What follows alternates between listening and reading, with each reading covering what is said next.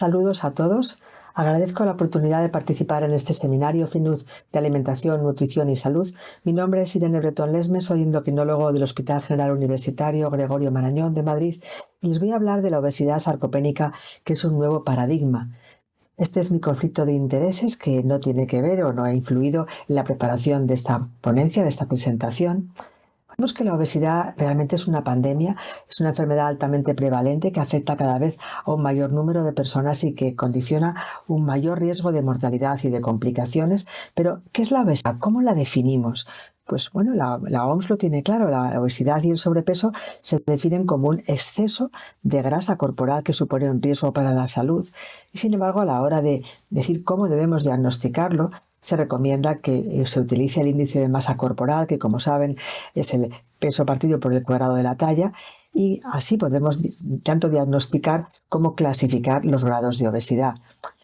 Las sociedades científicas que han tratado este tema, como la Sociedad Americana de Endocrinólogos Clínicos, insisten de nuevo en que la obesidad es un problema condicionado por un exceso de adiposidad y una enfermedad crónica. Siguen recomendando el IMC para realizar el diagnóstico. La Sociedad Canadiense, la Sociedad Española de Endocrinología y Nutrición y la recientemente publicada Guía Española Giro, en la que han participado múltiples sociedades científicas, vuelven a insistir en que la obesidad no es realmente un exceso de peso, sino un exceso de grasa corporal que condiciona un riesgo para la salud. Y aquí podemos hablar de diferentes fenotipos de composición corporal, teniendo en cuenta la cantidad de masa muscular y la cantidad de tejido adiposo. Para una misma cantidad de IMC podemos tener personas con una baja adiposidad y alta cantidad de tejido muscular, con baja adiposidad y baja masa muscular, con alta adiposidad y alta masa muscular. Y también podemos tener personas que tengan alta adiposidad y descenso de masa muscular. Este último grupo, estas personas que tienen alta cantidad de grasa y un descenso de la masa muscular, es lo que llamamos obesidad sarcopénica. Aquí pueden ver en esta imagen de un escáner como dos personas que tienen el mismo IMC, es decir, el mismo peso en relación con la talla, tienen claramente una composición corporal diferente. La persona que está a la izquierda, la imagen de la izquierda, tiene mucha más grasa visceral y, sin embargo, mucho menos músculo. Y la persona que está a la derecha tiene un músculo más potente, que en mayor cantidad, que está señalado en rojo, y una menor cantidad de grasa visceral que está señalada en amarillo. Es decir, la obesidad sarcopénica es una condición clínica en la que coexisten la obesidad, con un aumento de adiposidad y disfunción del tejido adiposo, y la sarcopenia, que es un descenso en la masa y la fuerza muscular. Y es que estas dos condiciones, tanto la obesidad como la sarcopenia, están íntimamente relacionadas. En esta diapositiva pueden ver cómo la obesidad, entendida como les comentaba, como un aumento del tejido adiposo y una disfunción de este tejido adiposo, pues tiene efecto deleterio en órganos diana. Todos los conocemos: el hígado, el corazón, los vasos sanguíneos, el páncreas, el riñón, el corazón, el cerebro y también músculo. Porque el tejido adiposo disfuncional, inflamado, hipertrófico, está íntimamente relacionado con el músculo y en algunas personas con obesidad el exceso de masa muscular condiciona un descenso de la masa muscular. Y aquí pueden ver cómo esta infiltración del músculo por grasa condiciona una mayor resistencia insulínica, un mayor catabolismo, disfunción muscular e inflamación. Y esto se produce por la acción de numerosas moléculas mediadores de inflamación que explican esta relación bidireccional entre el músculo pequeño, atrófico, sarcopénico, con poca fuerza, infiltrado de grasa, también inflamado, con un tejido adiposo también disfuncional, hipertrófico e inflamado. ¿Cuál es la historia natural de esta enfermedad? Como sabemos, el descenso de la masa muscular y de la función muscular va progresando a lo largo de la vida. Este descenso es más acelerado en personas que tengan sarcopenia relacionada con la edad. Hay personas en las cuales esta pérdida de masa y de fuerza muscular es mayor, es más acelerada, pero es que además influyen factores estresantes, ingresos hospitalarios, enfermedades variadas, tratamientos que condicionan inmovilización por cualquier causa. Es decir, sobre esta historia natural clásica de un descenso progresivo de la masa muscular y de la fuerza muscular, existe una sarcopenia aguda o agudizada que ocurre en situaciones de estrés, por ejemplo, una hospitalización, y que tiene múltiples razones: la propia inflamación, los tratamientos, una cirugía, un tratamiento oncológico, la falta de sueño. Bueno, son muchos los factores que pueden favorecer esta sarcopenia aguda o agudizada. Este es el resumen de la etiopatogenia de la enfermedad. Tanto una dieta inapropiada como una inactividad física o el sedentarismo, el propio envejecimiento o las enfermedades agudas o crónicas y sus tratamientos producen un aumento de la adiposidad, de la grasa ectópica, resistencia insulínica, cambios en la microbiota, disminución de la actividad física, disminución del gasto energético y cambios hormonales, con un descenso del anabolismo, que tiene importantes consecuencias clínicas. En esta diapositiva pueden ver cuáles son estas consecuencias clínicas. La obesidad sarcopénica aumenta la mortalidad, aumenta el coste sanitario, aumenta la discapacidad y el riesgo de caídas, aumenta el riesgo de hospitalización e institucionalización, disminuye la calidad de vida, aumenta el riesgo vascular. Como pueden ver, estas complicaciones nos indican que son más graves y más importantes que las que tiene la obesidad y la sarcopenia por separado. Ahora bien, ¿cuál es la prevalencia de la obesidad sarcopénica? Realmente es muy difícil de establecer porque los criterios se han definido recientemente. Lo os explicaré. Aquí pueden ver cómo en esta revisión sistemática, en la parte de la izquierda de la diapositiva, tienen diferentes autores que han evaluado la prevalencia de obesidad sarcopénica en distintas condiciones clínicas, y pueden ver tanto que los criterios que han empleado para diagnosticar la sarcopenia son extraordinariamente variados, y lo mismo ocurre en los criterios que se han utilizado para emplear la obesidad. Entonces es difícil hablar de prevalencia cuando los criterios utilizados en el diagnóstico no son los adecuados, y además se ha realizado un ajuste inadecuado de los parámetros de composición corporal. Se han utilizado diferentes puntos de corte para los mismos parámetros. En general no evalúan la fuerza muscular, y luego los puntos de corte que se han empleado están especialmente dirigidos a la evaluación de personas mayores y para personas sin obesidad. Es decir, que la prevalencia de la obesidad sarcopénica es difícil de establecer. Aquí les he incluido varios estudios, el estudio del NAN3, utilizando estos criterios que tienen en la diapositiva y la bioimpedancia.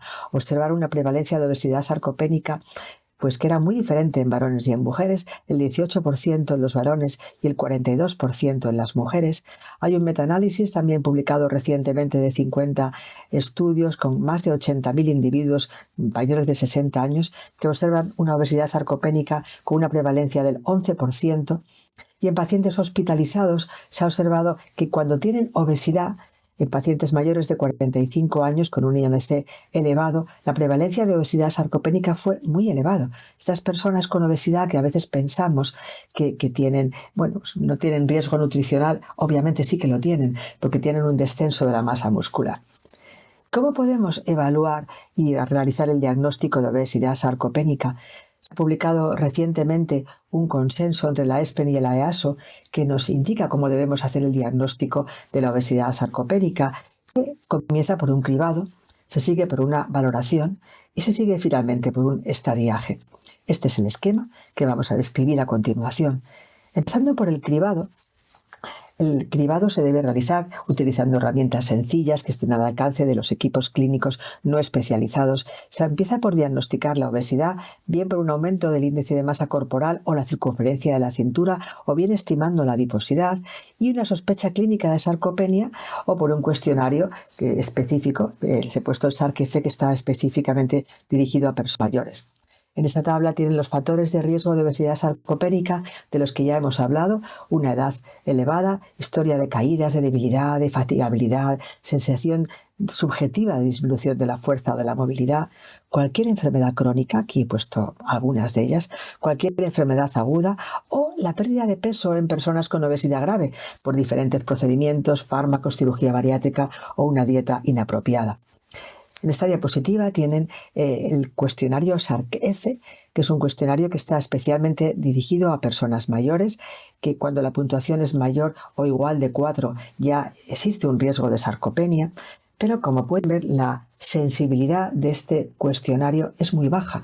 En este metaanálisis se ha observado una sensibilidad que, comparándolo con los estándares de referencia del diagnóstico de obesidad sarcopénica o de sarcopenia, la sensibilidad está en torno a 0,2, una sensibilidad muy baja.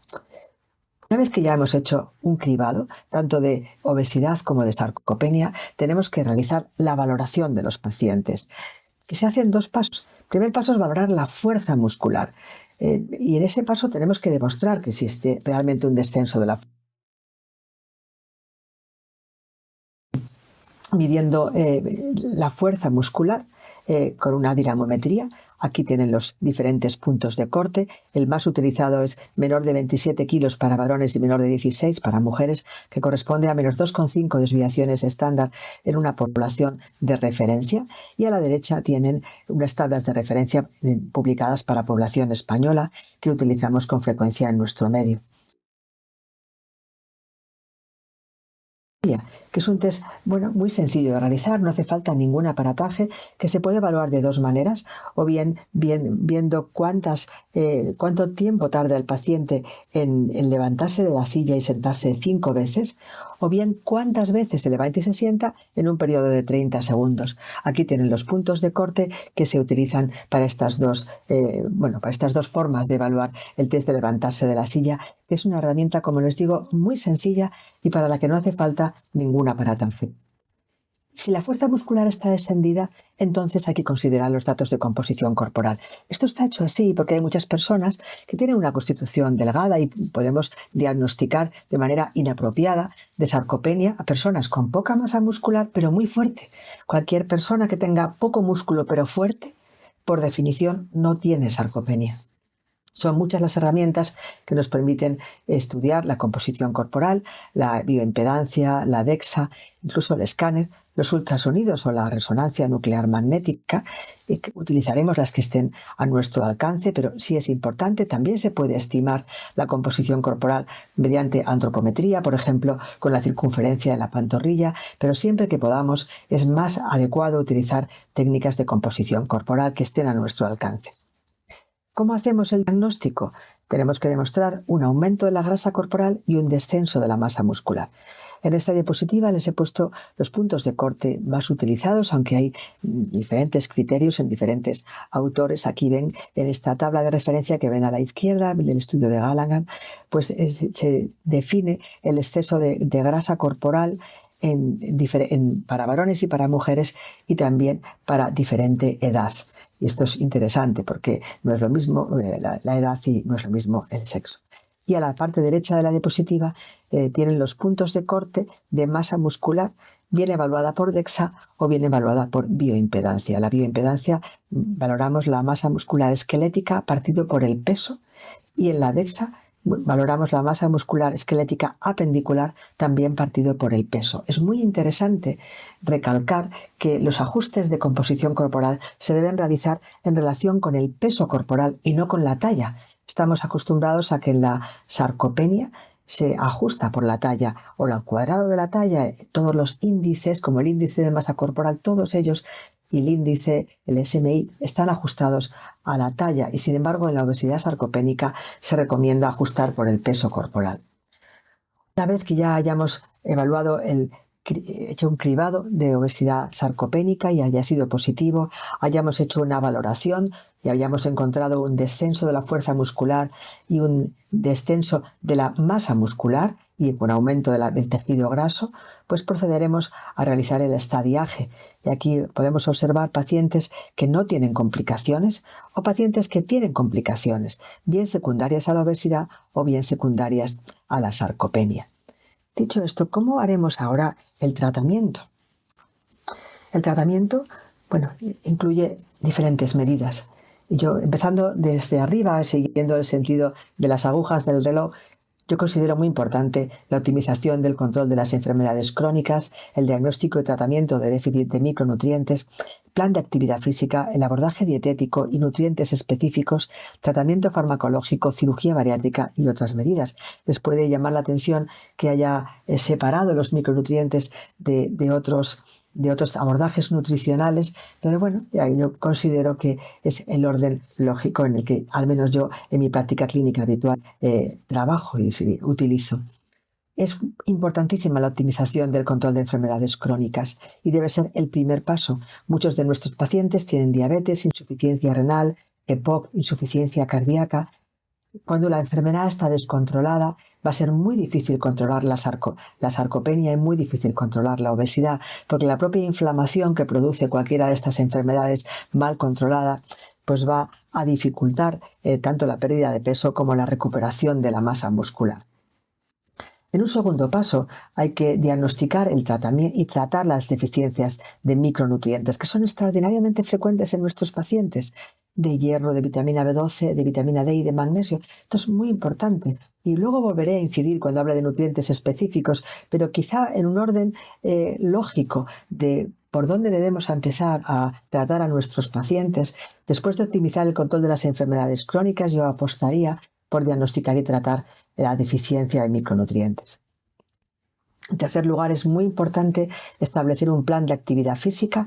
Aquí ven que recomendamos un ejercicio aeróbico de 120 o 200 minutos a la semana, es bastante, y fuerza 3 sesiones a la semana de 30 o 60 minutos. Con esto no solamente es necesaria la actividad aeróbica, fíjense que para la sarcopenia, para la masa y la fuerza muscular, es muy importante el ejercicio de fuerza, el ejercicio anaeróbico. ¿Por qué? Porque el ejercicio por sí mismo mejora la fuerza muscular, mejora la masa muscular y mejora la salud de todo el cuerpo.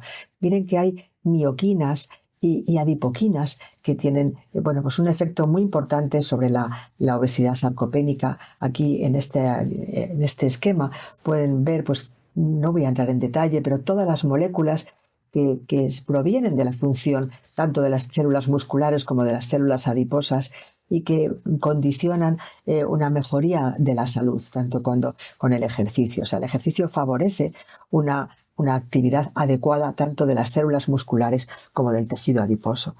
En esta diapositiva les indico pues cuál debe ser la frecuencia, la intensidad, el tiempo y el tipo de ejercicio. Debe ser superior a 3 días por semana, 150, 200 minutos al día o bien 30-60 minutos 3 días a la semana. Se puede combinar. En cuanto a la intensidad, debe ser moderada, alta intensidad, siempre teniendo en cuenta las características de cada persona, pero muchas personas se conforman con poco. Es bueno estimular a que favorezcan la actividad física. En cuanto al tiempo, pues intervalos mínimo de 2 semanas y luego ir aumentando de manera progresiva, con sesiones entre 20 y 40 minutos y el ejercicio de fuerza comenzando por entre 8 y 10 minutos y luego ya ir aumentando de manera progresiva. Y como les contaba, en cuanto al tipo, el ejercicio multicomponente, que incluya ejercicio aeróbico, ejercicio de fuerza, ejercicio de equilibrio, es muy importante. Aquí les he puesto en la parte derecha de la diapositiva una aplicación, el BabyFrame, que yo misma la tengo en mi móvil, es que muy interesante, que ayuda a las personas a mejorar su actividad física de una manera global y multicomponente.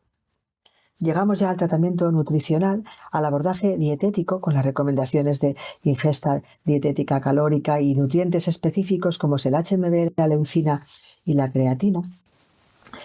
Hay que tener en cuenta, cuando hablemos del tratamiento nutricional de las personas con obesidad sarcopénica, que no es una cuestión de calorías, sino de nutrientes. Lo importante son los nutrientes y realmente nos deberíamos hacer una serie de preguntas. Es decir, ¿cómo es nuestra dieta hospitalaria? ¿Qué composición tienen? ¿Quién prescribe la alimentación hospitalaria? ¿Cómo se evalúa este tratamiento? ¿Qué recomendaciones dietéticas utilizamos? ¿Están adaptadas a las personas con obesidad? ¿Cómo utilizo el tratamiento dietético del paciente ambulatorio? Y lo mismo para los suplementos nutricionales orales. ¿Qué composición tienen? ¿Están realmente adaptados a una persona que necesita nutrientes y no tanto calorías? ¿Cómo adapto el tratamiento dietético en las personas que por su patología requieren un tratamiento médico nutricional?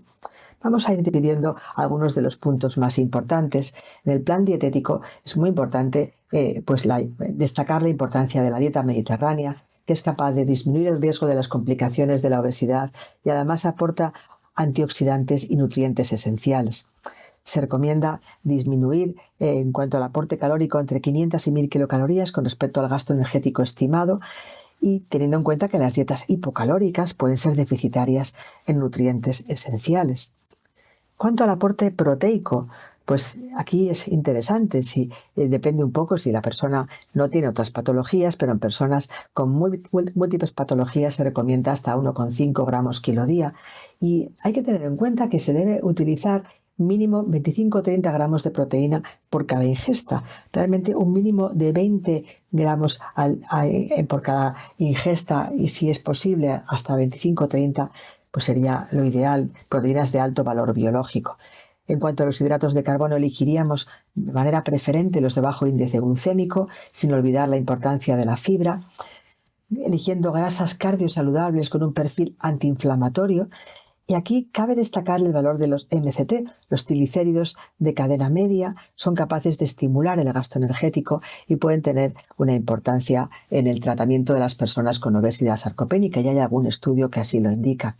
En cuanto a nutrientes específicos, hay que destacar la importancia de la leucina, de la que luego hablaré, a una dosis de 2,5-2,8 gramos por ingesta, también de HMB, a una dosis de 3 gramos al día. Micronutrientes como el calcio, la vitamina D, el magnesio o los antioxidantes. Destacar, por ejemplo, la importancia de la leucina. Se sabe que la suplementación con leucina aumenta la síntesis proteica en el músculo esquelético, es capaz de reducir la grasa corporal y mejorar la masa muscular, que puede aumentar la oxidación de las grasas y disminuir el cociente respiratorio en personas con obesidad, y que este impacto de la leucina en la mejora de la tolerancia a la glucosa, al estimular la liberación de insulina en el páncreas y disminuir la resistencia a la insulina, pues es muy importante para mejorar la situación metabólica de estos pacientes. Hablando de resistencia insulínica, pues es importantísimo que nuestra pauta de alimentación y también la suplementación nutricional oral sea cuidadosa para mejorar el perfil metabólico, aumentando las grasas monoinsaturadas, disminuyendo los carbohidratos. Se puede incorporar fructosa y no nos debemos olvidar de la fibra. Hay que ajustar el aporte de hidratos de carbono, eligiendo carbohidratos de menor índice glucémico y con menor cantidad de almidón. Se pueden utilizar maltodextrinas modificadas y resistentes a la hidrólisis, que ofrecen un mejor perfil metabólico con disminución de la glucemia y de la insulinemia postprandial, aumentan los niveles de hormonas como la GLP-1 y se condicionan un menor requerimiento de insulina en los pacientes críticos, y son capaces de disminuir las complicaciones infecciosas. Es decir, si tenemos que utilizar suplementación nutricional oral, hay que tener en cuenta la cantidad de proteínas, hay que tener en cuenta el perfil de hidratos de carbono que sea favorable para mejorar la resistencia a la acción de la insulina. Y también hay que tener en cuenta el perfil de ácidos grasos, porque la ingesta de ácidos grasos monoinsaturados se relaciona con beneficios en el perfil lipídico, y por otro lado la suplementación con omega 3 tienen un perfil antiinflamatorio y pueden mejorar la fuerza y la masa muscular en personas mayores. Los mecanismos moleculares son muy complejos, pero implican las vías del mTOR, que mejoran el anabolismo proteico muscular y reducen la atrofia muscular. Como bien saben, los ácidos grasos omega 3 tienen un efecto antiinflamatorio, inhiben la síntesis de prostaglandina I2 a nivel de la ciclooxigenasa y pueden inhibir la lipogénesis. Es decir, el tratamiento médico nutricional de nuestros pacientes debe ser muy cuidadoso y estar adaptado a las necesidades metabólicas de nuestros pacientes. Cuanto al tratamiento farmacológico, saben muy bien que se están utilizando medicamentos para el tratamiento de la obesidad, pero ¿hay que tener alguna precaución? Pues sí, hay que tener precaución, porque miren en esta diapositiva como algunos de estos medicamentos pues pueden disminuir la masa muscular. Se ha podido observar como el tratamiento con semaglutida a dosis altas el 40% de la pérdida de peso puede ser secundaria a pérdida de masa que no sea masa grasa, la pérdida de masa magra. El tratamiento con tirzepatide, pues esta pérdida de masa muscular es menor, pero es algo que nos debe preocupar. Tanto la cirugía bariátrica, como luego veremos, como tratamiento con los fármacos, cuando utilicemos fármacos para el tratamiento de las personas con obesidad, es obligado, especialmente si hay factores de riesgo, descartar la presencia de obesidad sarcopénica, porque en los fármacos pueden tener un efecto deleterio sobre la masa muscular. ¿Cómo podemos prevenirlo?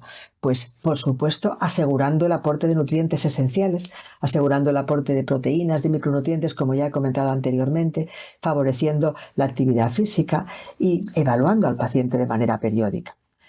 Hay algún fármaco como Bimagrumab, que es un fármaco muy interesante que puede ser beneficioso para las personas con obesidad sarcopénica. Aquí ven como en este estudio, que es un fármaco preliminar todavía, realizado en personas con diabetes tipo 2, con 48 semanas de duración, pues este fármaco consiguió un aumento de masa muscular en estas personas que, como ya saben, las personas con diabetes tienen un importante riesgo de reducción de la masa muscular y de obesidad sarcopénica. Se habla de diabetes sarcopénica. ¿La cirugía bariátrica se puede utilizar? Sí, se puede utilizar, pero con un seguimiento tremendamente estrecho, muy estrecho, con una suplementación adecuada, nutricional, especialmente en las primeras semanas después de la cirugía, que es cuando la pérdida de masa muscular es más importante, y hay que evitar las técnicas malabsortivas. A modo de conclusión, hablando de la cirugía bariátrica, pues puedo indicar que es importantísimo, como hablábamos con los fármacos, hacer un despistaje de obesidad sarcopénica en las personas que vayan a ser sometidas a cirugía bariátrica y que tengan cualquier factor de riesgo, desde personas de mayor edad, personas con cualquier enfermedad crónica o personas que hayan tenido una enfermedad aguda grave, incluyendo COVID. Saben que las personas con obesidad tienen un mayor riesgo de presentar COVID grave. Bueno, pues en ese caso, si luego van a ser sometidas a cirugía bariátrica, es obligado descartar la presencia de obesidad sarcopénica para actuar en consecuencia. Y hay otras medidas, como son la mioelectroestimulación, que se empezó utilizando en algunos pacientes que debían estar encamados por algún motivo. Consiste en la estimulación eléctrica de músculos concretos que puede favorecer la función muscular, pero hay que tener cuidado, se debe aplicar con personas expertas, porque puede producir incluso rhabdomiólisis que pues tengan un efecto deleterio sobre la salud del individuo y producir complicaciones graves. Es decir, este sería el resumen del tratamiento: optimización del control de las enfermedades crónicas, diagnóstico y tratamiento de déficit de micronutrientes, la actividad física, tratamiento nutricional, que es muy importante, que es necesario tener en cuenta la fisiopatología subyacente, qué le ocurre al paciente, y tener en cuenta la relevancia y la importancia de los nutrientes específicos y utilizar las estrategias que nos permitan mejorar la situación metabólica. El tratamiento farmacológico y la cirugía bariátrica se deberán utilizar con muchísimo cuidado en las personas que tienen riesgo de obesidad sarcopénica, siempre haciendo una evaluación y un seguimiento adecuado y asegurando el aporte de nutrientes esenciales, y otras medidas como la mioelectroestimulación se aplicarán en casos muy concretos. Y ya a modo de resumen, para terminar, pues les ofrezco unas reflexiones, que es un poco el resumen de la presentación que les he hecho.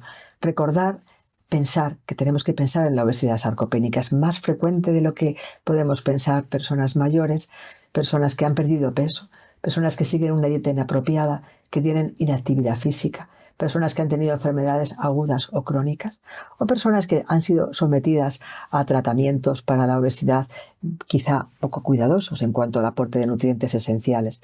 Recordad pues todas las consecuencias que tienen estos factores, con el aumento de la adiposidad, el descenso de la masa y la fuerza muscular y todas las complicaciones metabólicas. La segunda imagen pueden ver cómo hay que recordar la relación que existe entre el tejido adiposo inflamado y la masa muscular también inflamada, y que existe un diálogo entre estos dos órganos, entre el tejido adiposo y el músculo, los dos patológicos, y que hay que tenerlo en cuenta para poder realizar un tratamiento adecuado.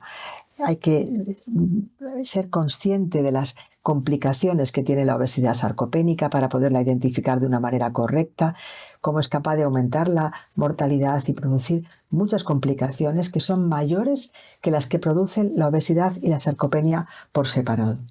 Y ya por último, recordar que el tratamiento debe ser secuencial teniendo en cuenta todos estos factores que les he indicado, empezando por el control de la patología de base, teniendo un especial cuidado en el tratamiento nutricional y utilizando con mucho cuidado también las herramientas que empleamos habitualmente para el tratamiento de la obesidad, como son los fármacos y la cirugía bariátrica.